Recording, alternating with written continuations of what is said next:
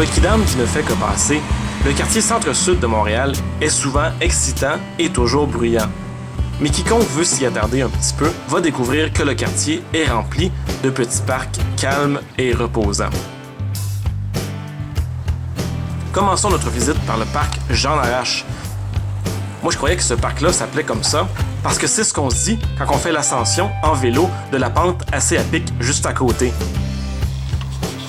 En fait, c'était un homme, un pharmacien du plateau Mont-Royal. Il s'appelait Émile Coderre. Mais alors, pourquoi ce pseudonyme de Jean Arrache?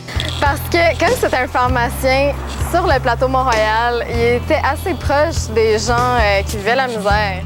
Il se portait aussi comme un porte-parole des revendications sociales, des inégalités qui existaient entre les gens plus aisés, puis aussi les gens du plateau qui étaient à cette époque-là un quartier ouvrier.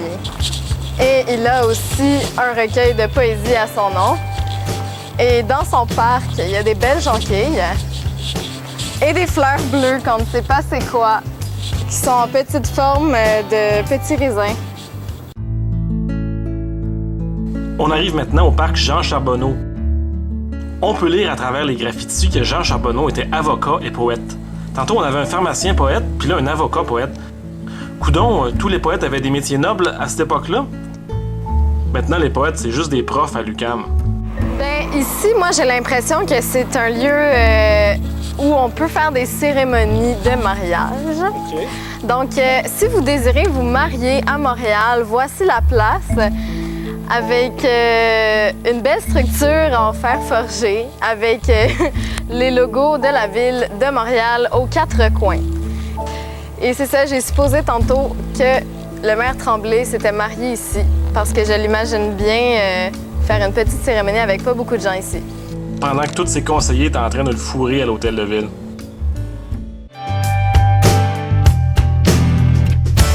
Ben, c'est ça. Au début, on a vu la pancarte qui annonçait que c'était le parc Marcel Barth, mais on trouvait pas le panneau d'explication.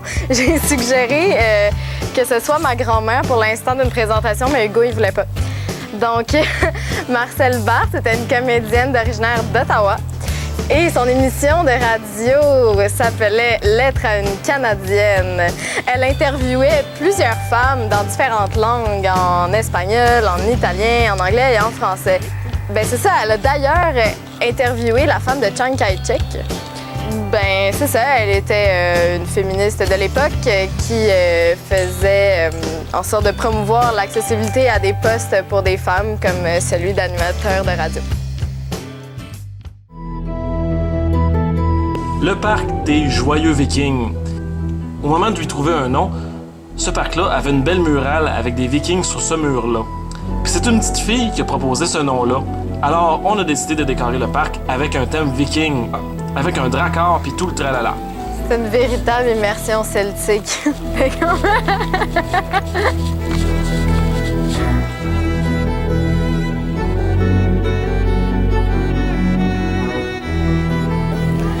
Ceci est une structure d'entraînement viking.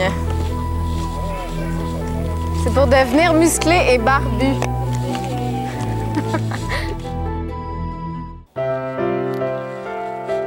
Le parc de la Fabrique. Mais de la fabrique de quoi, au juste? De la confiture. Maintenant, la fabrique est devenue l'usine C où on y joue du théâtre. Ici fut enterrée la fraise géante. C'était elle qui fournissait toutes les bébés fraises pour l'usine de confiture. On arrive finalement au parc PAC 37. PAC veut dire Programme d'acquisition du quartier. Autrement dit, ces espaces-là étaient des espaces privés qui deviennent publics. Et ils sont en attente de toponymie, donc il faut leur trouver un nom. Moi, je dirais qu'il pourrait bien s'appeler le parc du banc unique. C'est bon, ça? Ah, le parc de la rencontre des deux chats. Le parc de la rencontre des félins. Ils sont deux, ils sont face à face, ils sont vraiment cute. Un petit bisou.